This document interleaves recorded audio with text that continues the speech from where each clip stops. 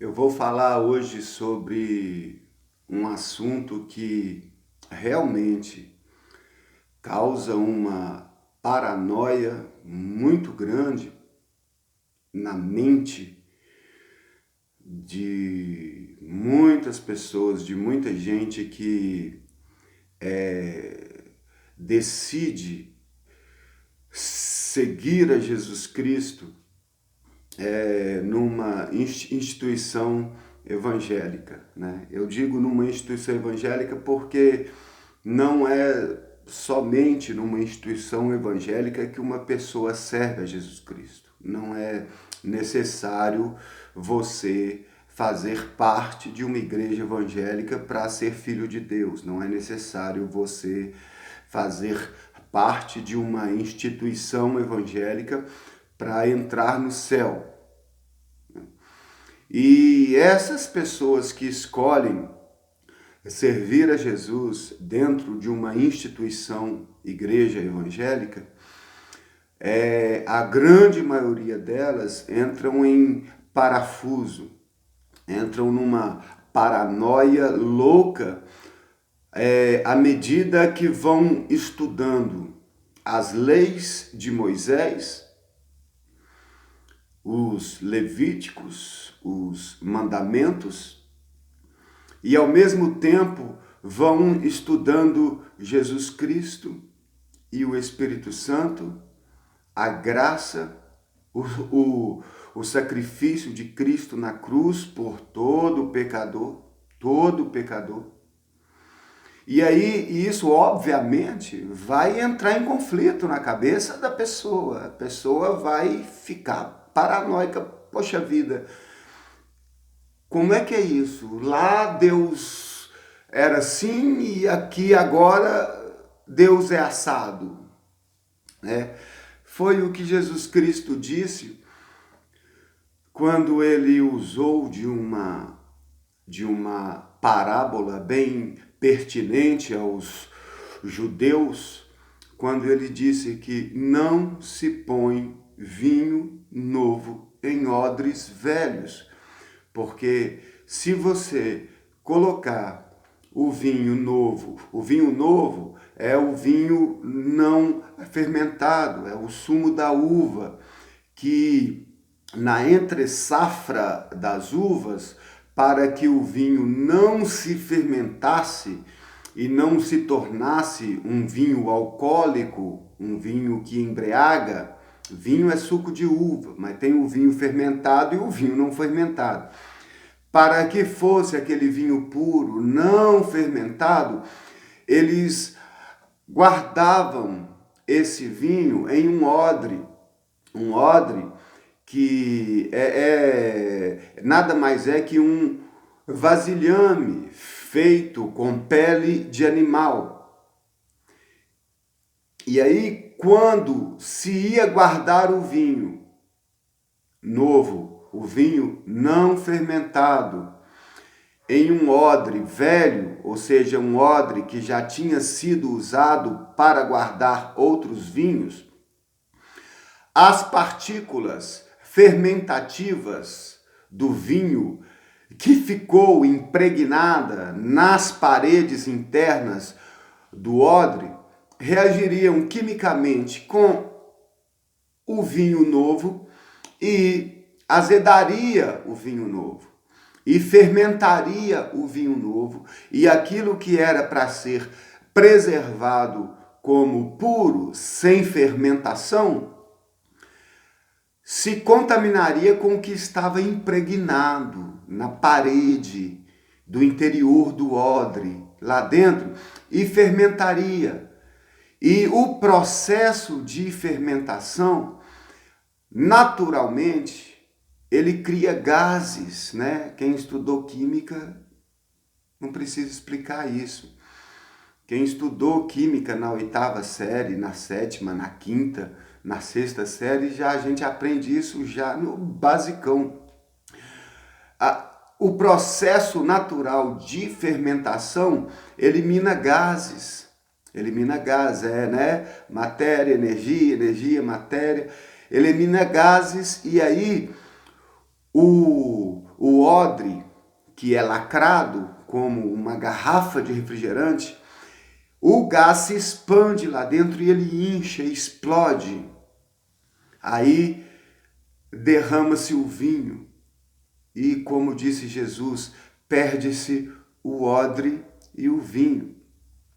O vinho, nessa questão, nessa parábola de Jesus, é a graça de Deus, é o Evangelho de Jesus Cristo, é o novo mandamento de Jesus Cristo. Esse é o vinho novo. O odre é a mente humana, é a mente humana. O vinho novo é a ideia nova. Para o homem, para Deus não há nada novo. Mas para o homem, para a religião, é a ideia nova que chega, a boa notícia. A boa notícia, olha, antes era assim, assim, assim, assim, por causa do pecado. O homem morria, o salário do pecado é a morte. Você pecou, você morre. Esse é o vinho velho.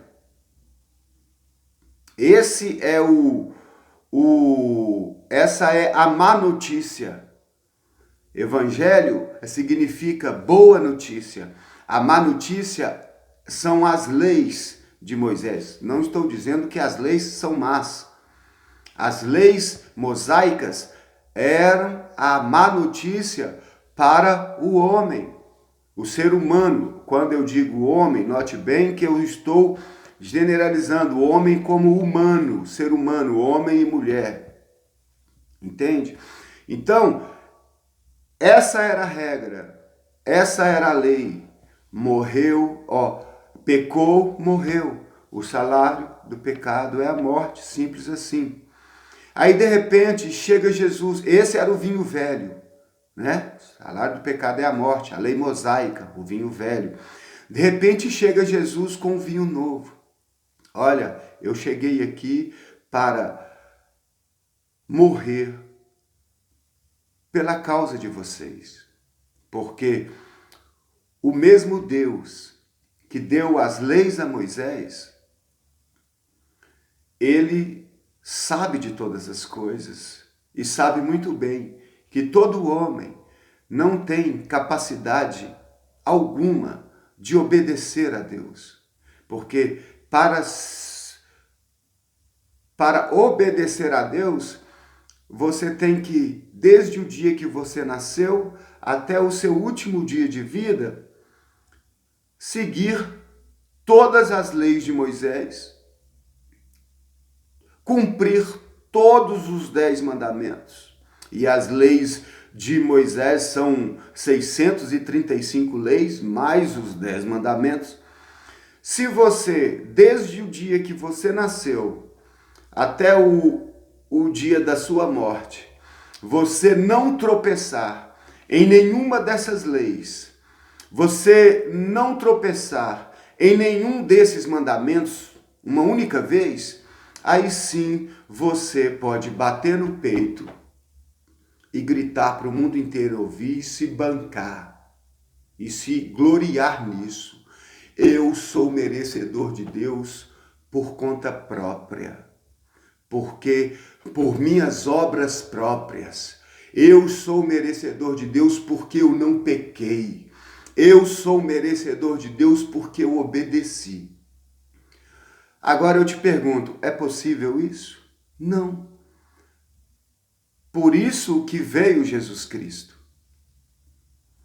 Porque Deus sabe, Deus conhece a natureza humana, Deus criou o homem. Quem conhece mais ao homem do que o seu Criador?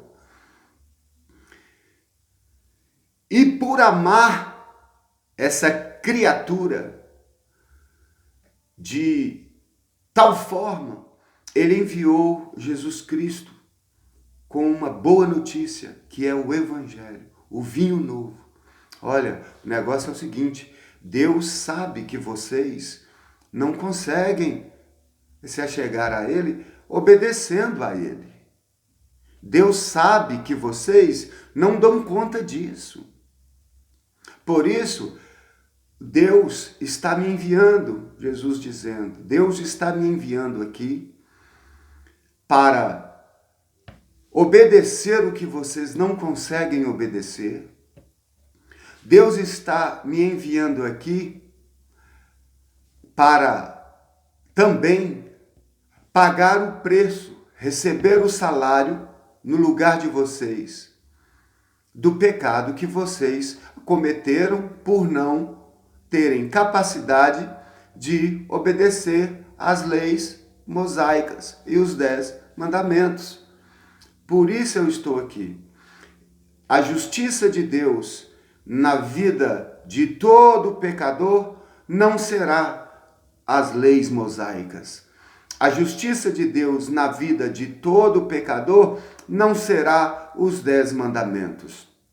A justiça de Deus na vida de todo pecador sou eu, Jesus Cristo, o vinho novo que vim para ser derramado em vossos odres,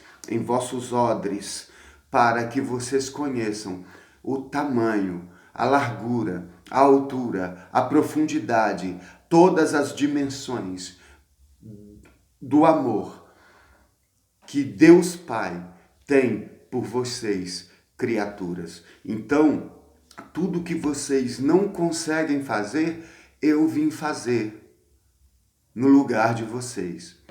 E tudo que era condenação, ira de Deus e morte para vir sobre a vida de vocês, eu vim para receber esse castigo sobre mim, para que vocês fossem poupados e assim fosse resolvido definitivamente, de uma vez por todas, esse problema entre Deus e o homem, que é o pecado do homem contra a santidade de Deus. Então, vocês serão declarados justos, porque eu, justo, estou morrendo na cruz no lugar de vocês. Estou recebendo todo o castigo que era para vocês, eu estou chamando para mim, para que consequentemente toda a vida, todas as bênçãos, todos os tesouros, todas as riquezas. Quando eu falo de tesouro e riquezas aqui, pelo amor de Deus, né? Eu não estou falando em dinheiro e nem bens materiais. Por favor. Todos os tesouros, todas as riquezas, toda a graça, todo o amor, todo o carinho, todo o cuidado de pai. Ai, que Deus tem por mim, Jesus Cristo, Ele terá por vocês. Não por causa de vocês. Não por causa do que vocês fazem ou deixam de fazer. Mas por causa do que eu fiz. E então, com a morte de Jesus Cristo na cruz do Calvário como pecador, nós fomos, por causa dessa atitude, naturalmente declarados santos e justos. É muito difícil eu olhar para mim e dizer, eu, Samuel, sou santo e justo. Se eu for sincero comigo mesmo e verdadeiro comigo mesmo, eu vou estar sendo um mentiroso se eu olhar para mim e disser que eu sou santo e justo por causa daquilo que eu faço, das minhas atitudes, das minhas regrinhas. Não. Jesus Cristo disse, aquele que diz que não tem pecado é mentiroso. Jesus Cristo não foi o apóstolo João. Aquele que diz que tem pecado, que não tem, é mentiroso. E chama Jesus Cristo de mentiroso. Aquele que diz que se achega a Deus porque é santo, porque não peca, ou porque faz alguma coisa para agradar a Deus, para brilhar os olhos de Deus, para Deus olhar para ele e falar, uau, que cara santo. esse cara é um estúpido, um mentiroso. Porque aí, a partir do vinho novo, no nosso odre, a gente começa a entender que é por causa do Cristo. Aí quem crê e se entrega a isso, e se abandona a isso, apesar de mim, eu sou santo. Apesar das coisas que existem aqui dentro de mim, eu sou santo. Apesar de tudo, todas as minhas mazelas aqui dentro, eu sou santo. É porque eu sou santo. É porque eu não peco? Não. Eu sou santo porque Jesus Cristo não pecou e morreu como pecador. Simples assim. Esse é o vinho novo. Só que aí, por que Jesus Cristo não se põe vinho novo em odre velho? O odre é a nossa mente. A nossa mente, ela está doutrinada diante dessas leis religiosas. Para Jesus Cristo, para Deus me amar, eu não posso pecar. Se eu pecar, Deus vai me odiar. Para eu ser salvo, eu não posso pecar. Se eu pecar, Deus vai me lançar no fogo do inferno. É a lógica religiosa, é o vinho velho. Jesus Cristo disse que ninguém experimentando o vinho velho vai querer tomar o vinho novo, porque vai dizer o vinho velho é melhor. Por que o vinho velho é melhor? Porque o vinho velho ele nos tira da nossa realidade. O vinho velho, ele faz com que a gente ponha uma máscara, uma capa de cinismo, uma cera na cara, porque a gente, no início, a gente até acredita que a gente pode ser santo. Aí a gente entra para a igreja, né? Como eles dizem lá, aceita Jesus, levanta a mão para o céu, vai lá, repete tudo o que o pastor fala. Agora o seu nome está escrito no livro da vida. A partir de agora, Senhor, eu te peço que escreva o nome. Como se Deus precisasse de eu pedir a Ele para escrever o nome de alguém no livro da vida. E aí a pessoa vai lá e está lá aquele versículo. As coisas velhas se passaram, eis que tudo se fez novo. Aquele que está em Cristo, nova criatura é.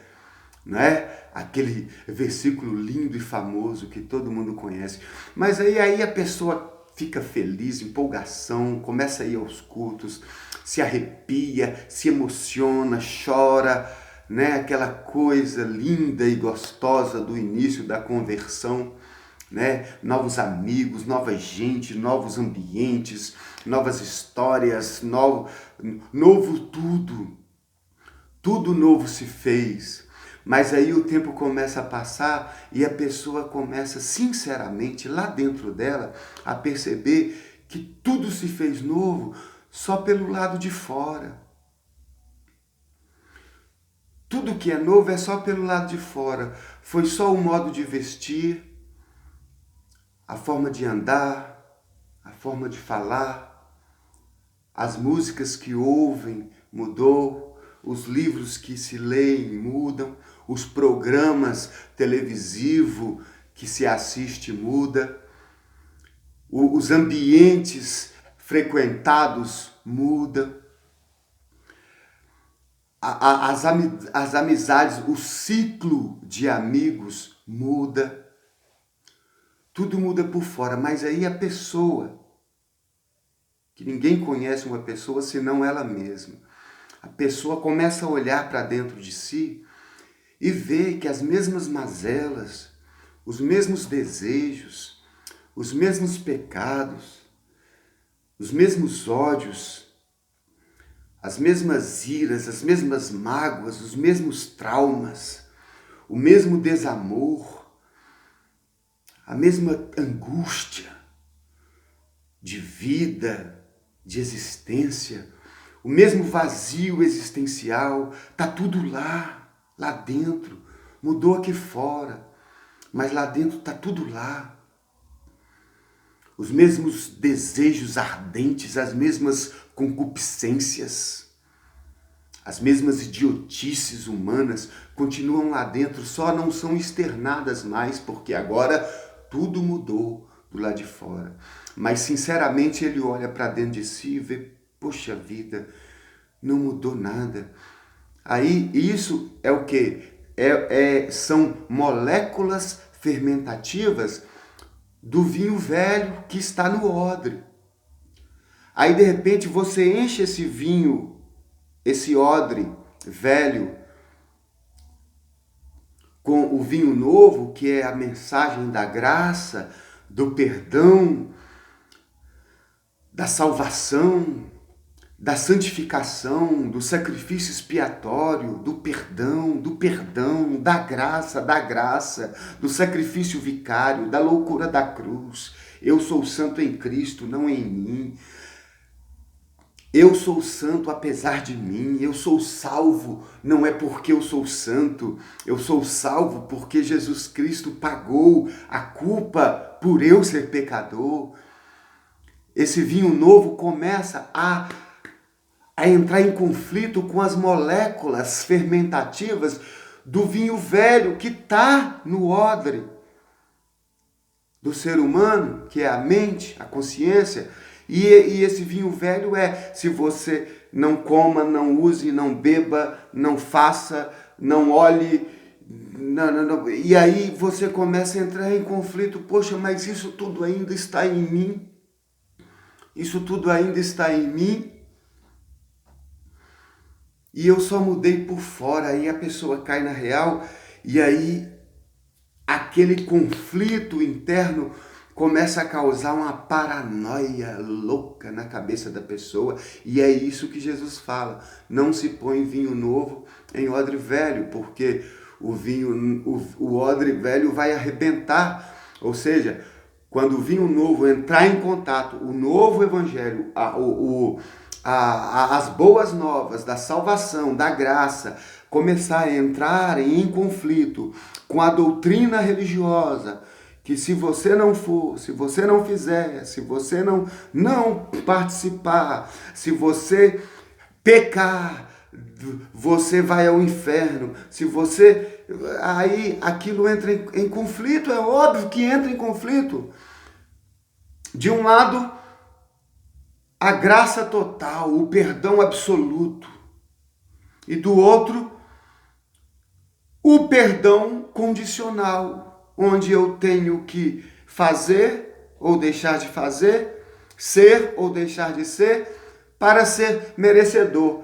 Esse é o vinho velho. E do outro lado está aqui, que o vinho novo, que diz: quem pensa que fazendo alguma coisa vai ser salvo, não entendeu o vinho novo. Pela graça sois salvos, não vem de vós, para que ninguém se glorie. Não vem de obras, para que ninguém se glorie. Não vem de vós, é dom de Deus. Não é através de vocês que vem a salvação, é através do que Jesus Cristo fez na cruz. O conflito entre o vinho novo e o odre velho. É por isso que Jesus Cristo disse: não se põe vinho novo em odre velho. Ou seja, o vinho novo só é efetivo, só causa um efeito prático na vida do ser humano. O vinho novo, o evangelho, só tem um efeito prático na vida do ser humano quando ele renova o odre onde vai se pôr o vinho. O odre é a consciência humana, a mente humana, onde foram enfiados todo o vinho velho das doutrinas, das religiões e blá blá blá blá blá blá, isso tudo que você já sabe.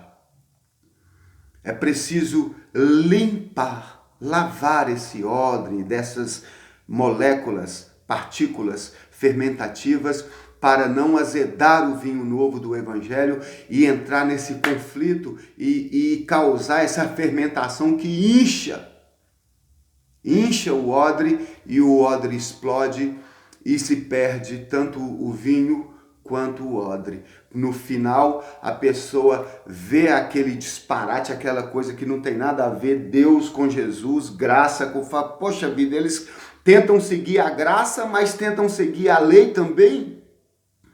Aí a pessoa enlouquece. E aí, por fim, a pessoa... ela deixa até de crer em Deus. Mas que diabo de Deus que é esse? Uma hora é amor, outra hora é ódio. Que Deus bipolar é esse?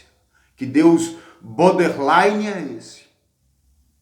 Aí se perde tanto o odre quanto o vinho, ou seja, o evangelho na mente daquela pessoa só serviu para destruir aquela pessoa, porque a mente dela estava impregnada com moléculas fermentativas do vinho velho, que são as doutrinas religiosas, os ritos religiosos que ensinam a fazer como um caminho para se chegar a Deus. E o que é lavar o odre, lavar a mente? É se arrepender. Arrependimento, na palavra de Deus, quando Jesus Cristo usou o termo arrependimento lá em Mateus 9, quando os fariseus, os líderes religiosos, cheios de vinho velho dentro do odre velho, chegaram para os discípulos de Jesus e disseram assim: olha aí, o mestre de vocês, esse cara aí que vocês chamam de Messias, se assenta e come, comunga, vai em festas com prostitutas e ladrões, e vocês ainda o seguem. E Jesus, sabendo que os líderes religiosos estavam lá fora falando a respeito disso, chegou para eles e disse: olha, vão e aprendei o que significa misericórdia quero e não sacrifício. Porque eu não vim chamar os justos, mas eu vim chamar os pecadores ao arrependimento. Arrependimento, isso é limpar o odre, lavar o odre. Qual palavra é essa que Jesus usou?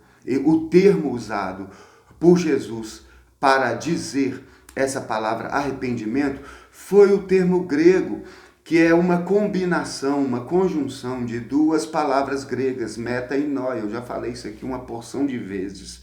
Meta e noia. Meta, mudança.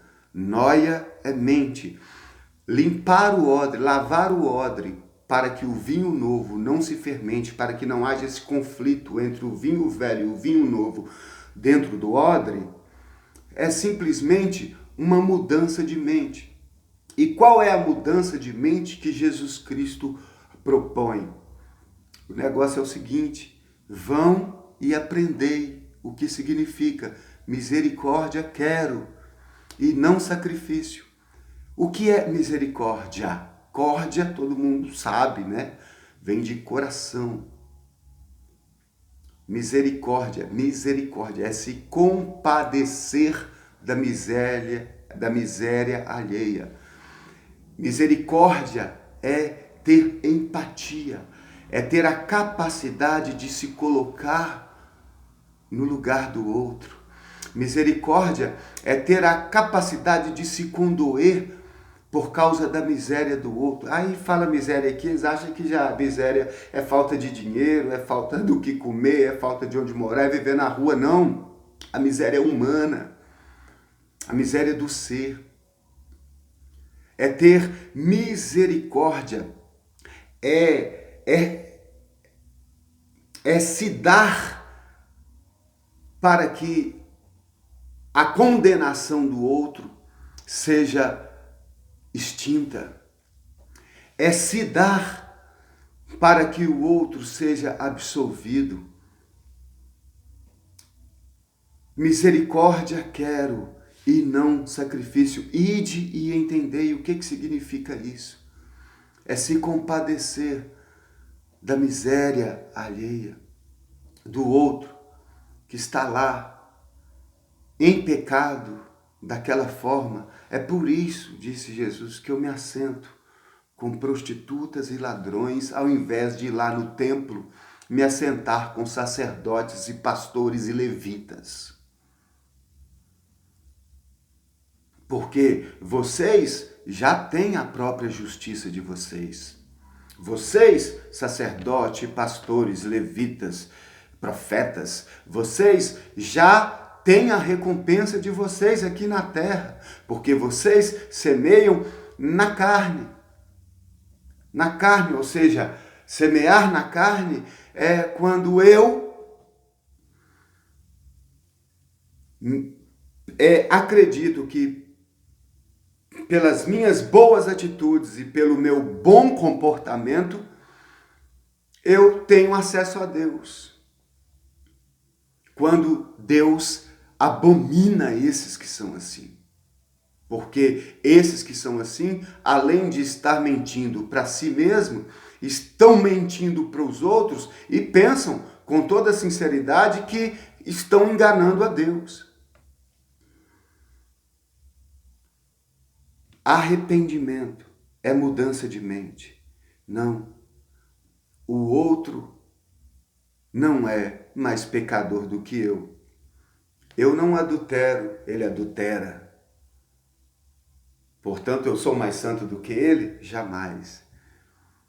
Eu não roubo, mas ele rouba. Portanto, eu sou mais santo do que ele. Você acha que você é mais santo do que um bandido, do que um ladrão, do que um assassino? Você acha que você é mais santo do que...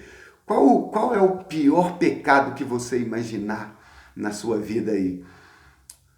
Você acha que você é mais santo do que esse cara que faz isso porque você não faz isso? Não, querido, não. A circunstância dele só é diferente da sua, mas o sangue de Jesus Cristo para pagar o seu pecado não é uma xicrinha de café, de sangue, um cálice de sangue, e para pagar o pecado do assassino tem que ser uma garrafa cheia de sangue de Jesus, uma garrafa Coca-Cola, tamanho família, cheia de sangue de Jesus. Para aquele pecado ali tem que ser um balde de sangue de Jesus, senão não tem jeito para esse cara. Agora, para os meus pecados, basta um cálicezinho de sangue de Jesus. Poxa vida, né? Se a gente começar a raciocinar um pouco, não precisa nem de ninguém te ensinar essas coisas. Eu não precisaria nem estar aqui na internet explicando essas coisas. Então, o odre novo é uma mente arrependida, é uma mente mudada, é uma mente que não enxerga mais com as emoções humanas, com as presunções humanas de justiça, mas sim com a justiça absoluta que é o Cristo. Ai, quantos cantam esse louvor na igreja, né? Do diante do trono. Ensina-me a amar o meu irmão, a olhar com seus olhos, perdoar com seu perdão. Olha, arrependimento é decidir. Olha, os meus olhos veem assim, mas eu vou pôr a lente de Deus nos meus olhos, que é Jesus, para enxergar como Jesus enxerga todo o pecado, como Jesus enxerga todo pecador, inclusive a mim mesmo, começando por mim. Porque enquanto eu não entender, enquanto eu tiver essa luta comigo mesmo, que eu preciso ser santo para me relacionar com Deus, eu vou morrer nisso. Quando é simples, a mudança de mente, o odre novo, nada mais é do que decidir se tornar um pecador sincero e se abandonar na graça de Deus, sabendo que, paulatinamente, homeopaticamente, lentamente, no decorrer de toda a vida, tudo aquilo de mal que há em mim, tudo aquilo de mal que há em mim, o que há de mal em mim? É tudo aquilo que não é bom para o outro ser humano. É tudo aquilo que não é misericórdia na vida do outro ser humano. É tudo aquilo que não é luz, que não promove a paz na vida do outro ser humano. A igreja evangélica tem uma noção muito errada do que é pecado. Por exemplo, eu gosto de tomar minha cervejinha, gosto de tomar minha cachaçinha quando eu estou com os meus amigos. Para a igreja evangélica no Brasil, isso é pecado. Agora, eu já estive fora do país várias vezes, né? Já até morei fora do país por um tempo. E em qualquer país do mundo, o único país onde é pecado você fumar cigarro e tomar bebida alcoólica, o único país que existe igrejas onde as pessoas não bebem e nem fumam, é do Brasil. Lá, quem não bebe e nem fuma, não bebe e nem fuma é porque não gosta. Não gosta de beber e nem de fumar. Agora, eu estou fazendo aqui uma apologia a beber e fumar? Não, meu irmão. Fumar faz mal para a saúde. E agora, beber, cara, se você é um alcoólatra, é óbvio que você não pode beber. Alcoolismo é uma doença. O vício é uma doença. É como uma pessoa diabética. A pessoa diabética, se ela comer açúcar, é pecado? Não, mas vai matá-la. Vai prejudicar a saúde dela. Entende?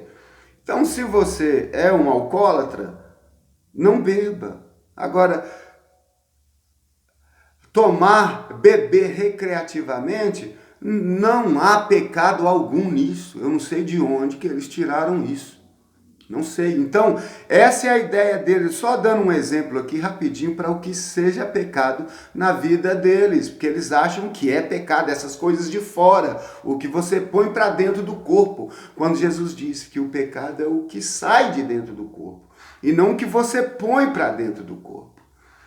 Então, essa é a mudança de mente. Isso é renovar o odre para que o vinho novo, o evangelho da graça, não se contamine com as moléculas fermentativas que estão presas nas paredes internas do odre, as moléculas fermentativas das doutrinas religiosas, das leis mosaicas, as moléculas fermentativas da culpa, da dúvida, do medo de Deus. Se eu pecar, eu vou para o inferno. Aí toda hora que você peca, você tem que pedir perdão a Deus, então você tem que ficar de joelho, trancado no quarto o dia inteiro e ainda vai estar pecando, porque a mente ela não respeita paredes, nem tempo, nem espaço. É isso. Não se põe vinho novo em odre velho. Enquanto a sua mente não for renovada, não for uma mente arrependida, uma metanoia, enquanto não acontecer uma metanoia no seu odre, você nunca vai aceitar a graça e o perdão e o amor incondicional de Jesus Cristo em sua vida. Você vai lutar, passar a sua vida inteira dentro de uma igreja evangélica, lutando para agradar a Deus, quando uma coisa só é necessária: descansar naquilo que ele fez na cruz em fé, em fé, em fé. Só isso que é preciso para agradar a Deus, porque sem fé é impossível agradar a Deus. E não se esqueça que o amor é a carteira de identidade de todo cristão. Que Deus te abençoe. Pai, que essa mensagem possa produzir frutos na mente, no odre, no coração, na vida de cada um que me ouve, em nome de Jesus. Amém.